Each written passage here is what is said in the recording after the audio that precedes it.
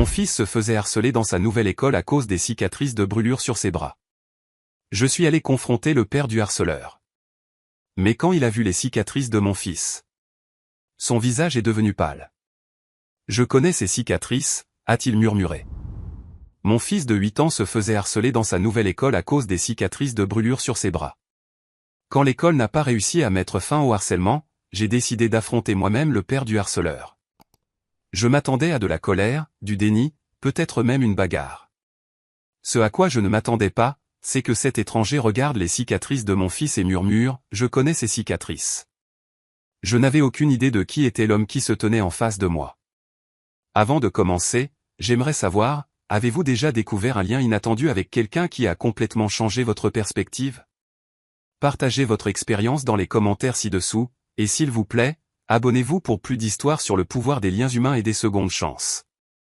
Maintenant, laissez-moi vous ramener au jour où les cicatrices de mon fils ont révélé une vérité qui allait changer nos deux vies pour toujours. J'étais père célibataire depuis 5 ans maintenant, depuis l'incendie de l'appartement qui a emporté ma femme Anna et laissé mon fils de 3 ans, Ethan, avec des cicatrices de brûlures couvrant 30% de son corps. Les cicatrices physiques avaient guéri du mieux qu'elles pouvaient, mais les cicatrices émotionnelles pour nous deux étaient encore à vif. Ethan avait 8 ans maintenant, un enfant brillant et sensible qui aimait les dinosaures et construire avec des Legos. Il était aussi incroyablement résilient, s'étant adapté à la vie avec ses cicatrices mieux que je n'aurais jamais pu l'imaginer. Mais cette résilience était mise à l'épreuve dans sa nouvelle école d'une manière qui me brisait le cœur.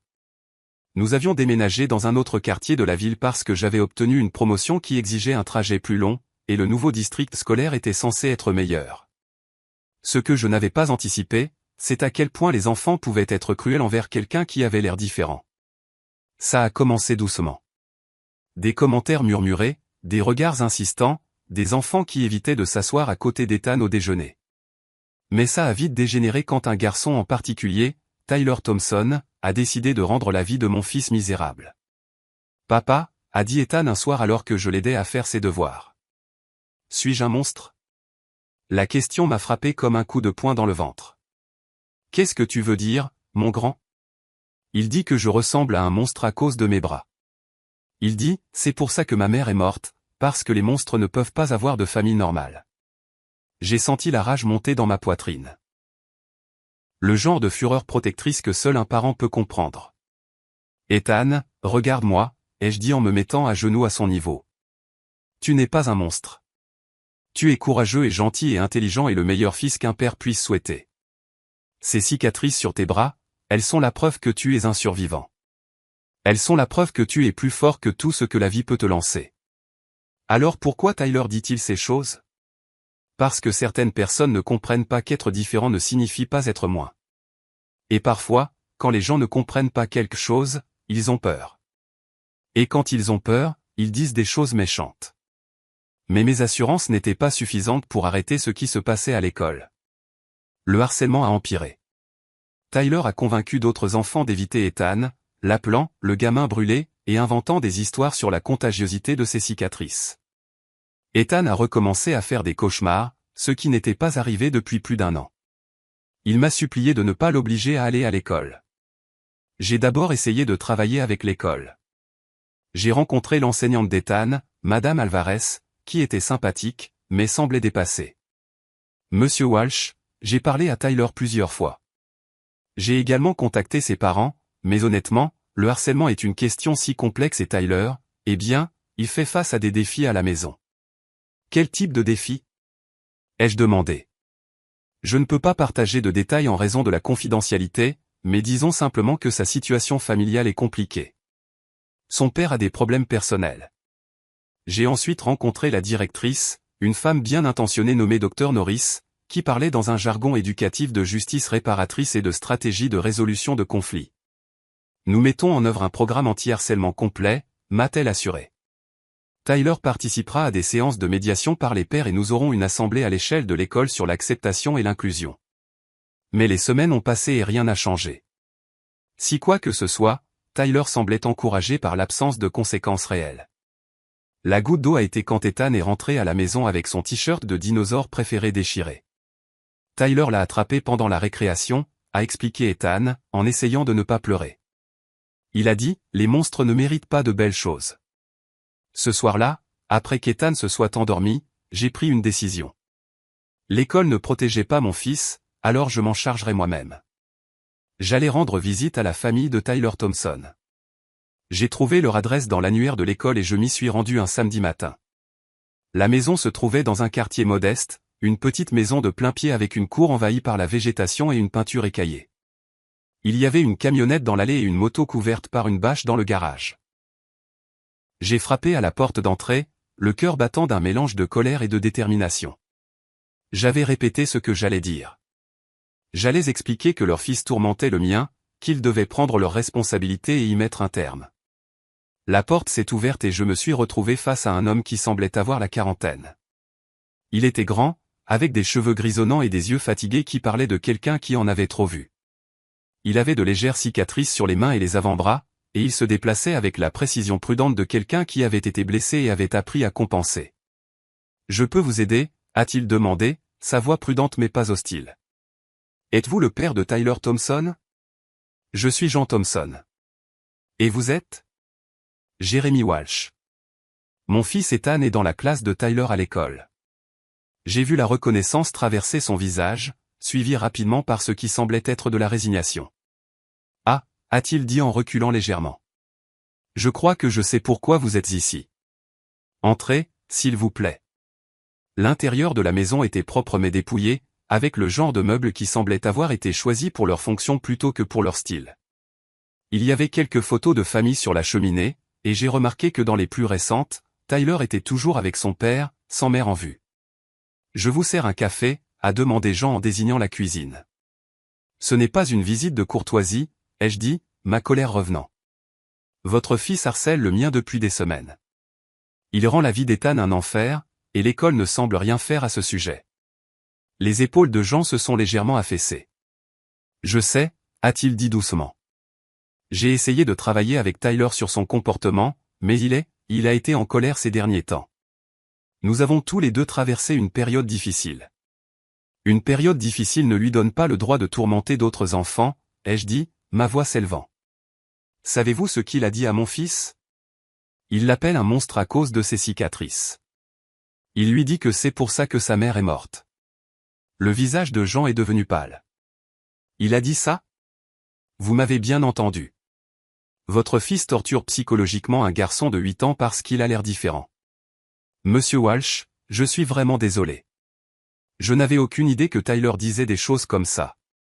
Je savais qu'il y avait eu des incidents à l'école, mais l'enseignante a juste dit qu'il était méchant avec un autre élève. Elle ne m'a pas dit qu'il. Jean s'est passé la main dans les cheveux. C'est inacceptable. Je vais m'occuper de Tyler immédiatement. Ça va au-delà de simplement s'occuper de Tyler. J'ai dit, mon fils a peur d'aller à l'école. Il fait de nouveau des cauchemars.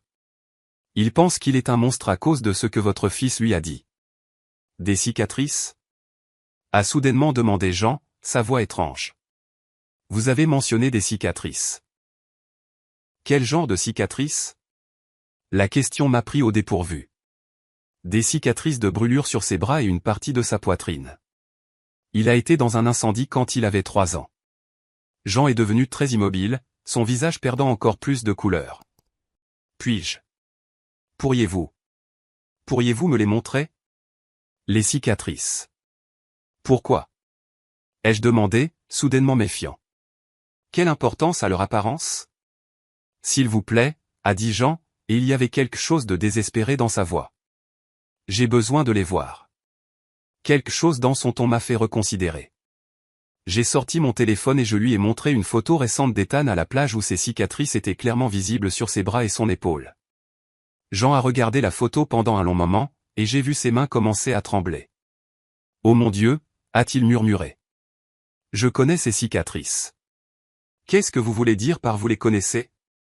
Jean a levé les yeux vers moi, ses yeux remplis d'une douleur si profonde qu'elle était presque physique.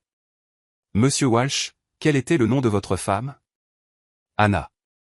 Anna Walsh. »« Pourquoi ?» ?»« Et l'incendie. » C'était il y a 5 ans, un immeuble d'appartement sur la rue Georges. Mon sang s'est glacé. « Comment savez-vous ça ?» Jean s'est assis lourdement sur sa chaise, le visage dans les mains. Parce que j'y étais, a-t-il dit, sa voix à peine audible. J'étais le pompier qui a sorti votre fils de cet immeuble. Le monde semblait basculer. J'ai regardé cet homme, cet étranger qui venait de prétendre faire partie du pire jour de ma vie et j'ai essayé de comprendre ce qu'il me disait. C'est impossible, ai-je dit. Le pompier qui a sauvé Ethan, son nom était Thompson. Eugene Thompson est mon nom complet, a dit Jean doucement. J'ai eu l'impression que j'allais être malade. C'est vous. C'est vous le pompier qui a sauvé votre fils. Oui. Et qui n'a pas pu sauver votre femme. Le silence qui a suivi était assourdissant. J'ai regardé cet homme brisé assis en face de moi et soudain tout a pris son sens. Ses yeux fatigués, ses mouvements prudents, les cicatrices sur ses mains, l'absence de la mère de Tyler sur les photos de famille. Vous avez été blessé dans l'incendie, ai-je dit, me souvenant de ce que le chef des pompiers m'avait dit par la suite. Le pompier qui a sauvé Ethan a été blessé lorsqu'une partie du plafond s'est effondrée. Jen a hoché la tête, retroussant ses manches pour révéler des cicatrices plus étendues sur ses bras. Mon épaule gauche écrasée, 3 côtes cassées, des brûlures au 2e degré sur les bras et le dos. Mais ce n'était pas le pire. Quel était le pire? Le pire, c'est que je ne pouvais faire qu'un seul voyage dans ces escaliers avant que le bâtiment ne devienne trop instable. J'ai dû choisir. Je pouvais sauver votre fils ou je pouvais essayer d'atteindre votre femme. Je ne pouvais pas faire les deux. J'ai senti des larmes commencer à couler, mais ce n'étaient plus des larmes de colère. C'étaient des larmes de compréhension, de reconnaissance, de deuil partagé. Vous avez sauvé mon fils, ai-je dit doucement. Mais je n'ai pas pu sauver votre femme. J'ai porté ça avec moi tous les jours pendant 5 ans. La connaissance que j'ai fait un choix et qu'à cause de ce choix une femme est morte et un petit garçon a perdu sa mère. Jean, ai-je dit et ma voix était maintenant stable. Vous n'avez pas fait de choix. Vous avez fait le seul choix que vous pouviez faire. Vous avez sauvé un enfant de 3 ans. Mais votre femme. Ma femme était déjà inconsciente à cause de l'inhalation de fumée quand vous êtes arrivé. Le chef des pompiers me l'a dit par la suite, elle n'aurait pas survécu même si vous l'aviez atteinte en premier. Mais Ethan était encore conscient, il se battait encore. Vous avez sauvé la seule personne qui pouvait être sauvée. Jean m'a regardé avec surprise. Vous ne me blâmez pas? Vous blâmez? Jean, j'ai passé 5 ans à être reconnaissant à un pompier nommé Eugene Thompson qui a risqué sa vie pour sauver mon fils. Je n'aurais jamais imaginé avoir la chance de le remercier en personne. Nous sommes restés assis en silence pendant un moment, tous les deux en train de digérer la coïncidence impossible qui nous avait réunis. C'est pour ça que vous avez quitté les pompiers, ai-je demandé. Jen a hoché la tête. Les blessures physiques ont guéri pour la plupart, mais les blessures émotionnelles. J'ai commencé à boire, j'ai commencé à avoir des crises de panique à chaque fois que l'alarme se déclenchait. Je ne pouvais plus faire le travail, je ne pouvais plus me faire confiance pour prendre ce genre de décision. Et la mère de Tyler est partie il y a 2 ans, elle a dit qu'elle ne supportait pas d'être mariée à un homme brisé. La voix de Jean était amère. Tyler me reproche son départ. Il est en colère depuis. Il se défoule à l'école, se bat. J'ai essayé de l'aider, mais j'ai à peine la tête hors de l'eau. Alors, il a déversé sa colère sur d'autres enfants, apparemment. Et j'ai honte de dire que je n'avais pas réalisé à quel point c'était grave. Jean m'a regardé avec un remords sincère. Monsieur Walsh, je suis vraiment désolé. Pas seulement pour le comportement de Tyler, mais pour tout. Pour ne pas avoir pu sauver votre femme, pour la douleur que vous et votre fils avez endurée. Je me suis levé et je me suis approché de l'endroit où Jean était assis. Jean, regarde-moi. Il a levé les yeux pour rencontrer les miens. Vous n'avez rien à vous reprocher. Vous êtes un héros. Vous avez sauvé la vie de mon fils et vous avez failli mourir en le faisant. Le fait que Tyler ait harcelé Ethan ne change rien à cela. Mais Tyler ne le sait pas, a dit Jean doucement. Il ne sait rien de l'incendie, de votre fils. Il voit juste un enfant avec des cicatrices et il a été cruel. Alors peut-être qu'il est temps qu'il apprenne la vérité. Jean est resté silencieux un long moment. Vous avez raison, a-t-il finalement dit.